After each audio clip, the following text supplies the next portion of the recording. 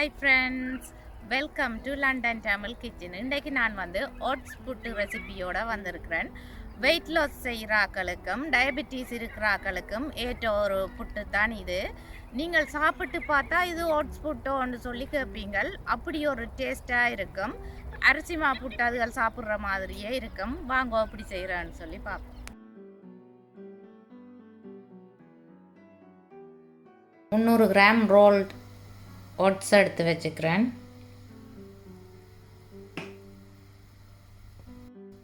இந்த ஓட்ஸில் பார்த்தீங்களா sugar add பண்ணல 100% ஹோல் கிரைன். இந்த ஓட்ஸில் நிறைய ஃபைபர் இருக்குது. அடுப்பை மீடியம் ஹீட்டில் ஆன் பண்ணி விட்டுருக்கிறேன்.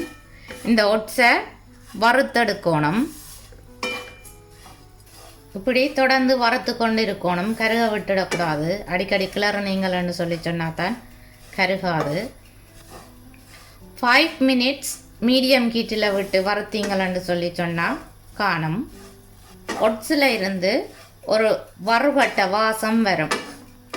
பயறு உளுந்து வறுக்கைக்குள்ள வாசம் வர்ற மாதிரி இந்த ஒட்ஸும் வறுபட்டு வரைக்குள்ள ஒரு வாசம் வரும்.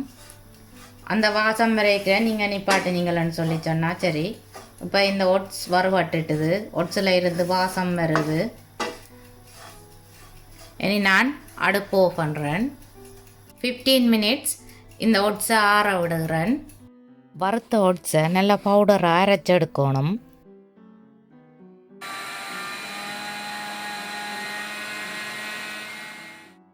இப்படி நல்ல பவுடரை அரைச்செடுக்கணும்.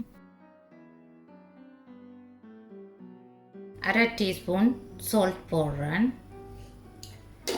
போட்டுட்டு மாவையும் சால்ட்டையும் சேர்த்து மிக்ஸ் பண்ணணும். கொதி சுடுதண்ணியை கொஞ்சம் கொஞ்சமாக விட்டு குழைக்கணும். கொஞ்சம் கொஞ்சமாக விட்டீங்கள்னு சொல்லி சொன்னால் தண்ணி கூடாது. சில நேரம் நீங்கள் கூட தண்ணி விட்டீங்கள்னு சொல்லி சொன்னால் மாக்களியாகும்.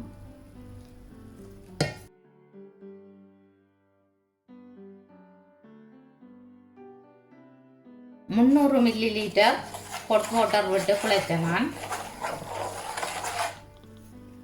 இனி நான் இந்த புட்டு குத்துற பேணின்ற அடிப்பக்கத்தால் இப்படி மசிச்சு மசிச்சு குழைச்சி விட போகிறேன். ஹாட் வாட்டர் நீங்கள் உங்களுக்கு தேவையான அளவு விடுங்கோ. நீங்கள் விரும்பினா கையால் பிணைஞ்சு குழைக்கலாம். அதுக்கு பிறகு இனி நான் புட்டு குத்த போகிறேன்.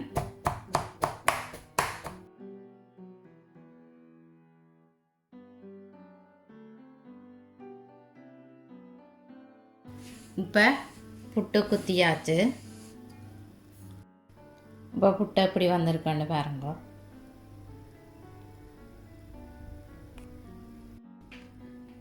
ரெண்டு விரிவாக பிரித்து எடுத்து வச்சுருக்கிறேன் புட்டை. ஒன்று தேங்காய் பூ போட்டு அவிக்க போகிறேன். காஃபை கீரை புட்டு செய்ய போகிறேன். இந்த தேங்காய் பூவை மிக்ஸ் பண்ணிவிட்டு நீத்துப்பட்டிக்குள்ளே போட்டு அவிக்க போகிறேன்.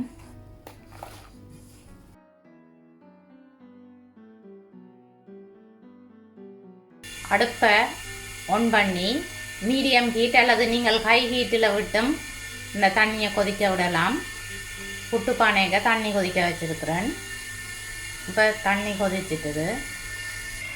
இனி புட்டு மூடியால் மூடி அவிய விட போகிறேன். இப்போ புட்டு அவிஞ்சிட்டுது. நாங்கள் இந்த ஒட்ஸை வறுத்து செய்கிறபடியாக இந்த புட்டு குயிக்காக அவிஞ்சிடும். தண்ணி கொதிச்சா பிறகு 3 to 5 மினிட்ஸுக்குள்ளே இந்த புட்டு அவிஞ்சிடும். புட்டு எப்படி வந்திருக்கேன்னு பாருங்க.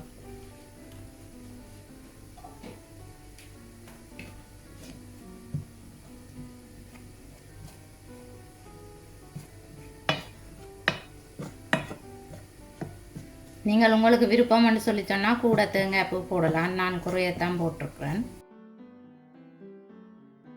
ஓட்ஸ் புட்டு ரெடி. இந்த ஓட்ஸ் புட்டோட கீரையும் சேர்த்து கீரை புட்டு செய்தால் ரொம்ப ஹெல்த்தியாக இருக்கும். இரும்பு சத்து அதிகமாக இருக்கும்.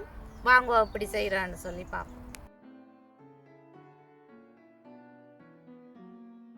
ஸ்பினிச் எடுத்து வச்சுக்கிறேன். இந்த ஸ்பினிச்சை வந்து நீங்கள் இந்த சூப்பர் மார்க்கெட்லையும் வேண்டலாம். இந்த ஸ்பினிச் வந்து அன்வோஸ்ட் ஸ்பினிச். நீங்கள் வோஸ்ட் ஸ்பினிச் வேணுனீங்கள்னு சொல்லி சொன்னால் நீங்கள் கழுவ தேவையில்லை. இந்த கீரையை 2-3 தரம் நல்லா கழுவி தண்ணி வடிய வைக்கணும். 5 கைப்பிடி அளவு கீரை எடுத்து கழுவி தண்ணி வடிய விட்டு வச்சுருக்கிறேன். நல்லா தண்ணி வடியணும்.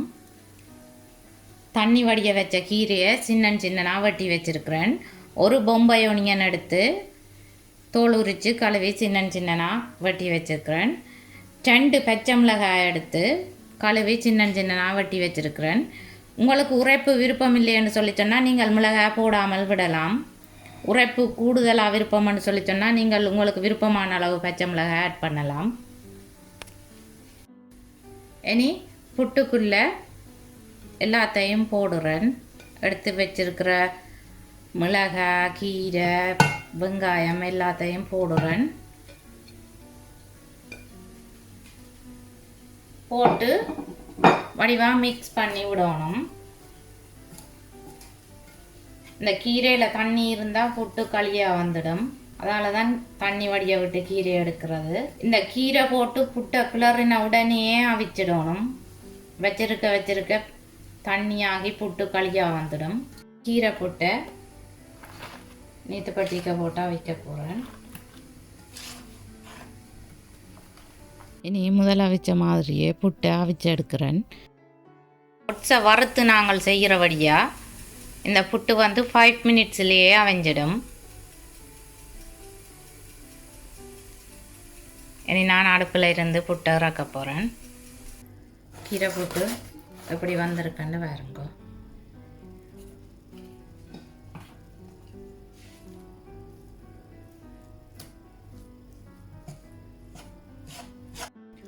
கூட கீரை போட்டிங்கள்னு சொல்லி சொன்னால் புட்டு வந்து களித்தன்மையாக வரும். நீங்கள் வந்து அளவான கீரை தான் போடணும். 4 கையளவு அல்லது 5 கையளவு கீரை போட்டிங்களா சரி. இந்த கீரை அவியேக்க கீரையில் இருந்து தண்ணி வடியும். அதால் களியாகிடும். கீரை புட்டு ரெடி. நீங்களும் ஒட்ஸ் புட்டை ட்ரை பண்ணி பாருங்கோ. ஒட்ஸில் செய்த கீரை புட்டையும் ட்ரை பண்ணி பாருங்கோ. ட்ரை பண்ணி பார்த்து எப்படி வந்தேன்னு சொல்லி எனக்கு கமெண்ட் போடுங்கோ. என்னுடைய வீடியோ உங்களுக்கு பிடிச்சிருந்தா தம்ஸ் அப் பண்ணுங்கோ. உங்களோட ஃப்ரெண்ட்ஸ் ஃபேமிலி கூட ஷேர் பண்ணுங்கோ. மீண்டும் இன்னும் ஒரு இன்ட்ரெஸ்டிங்கான ரெசிபியில் உங்களை சந்திக்கும் வரை உங்களிடமிருந்து விடைபெறுவது உங்கள் மதி. பா.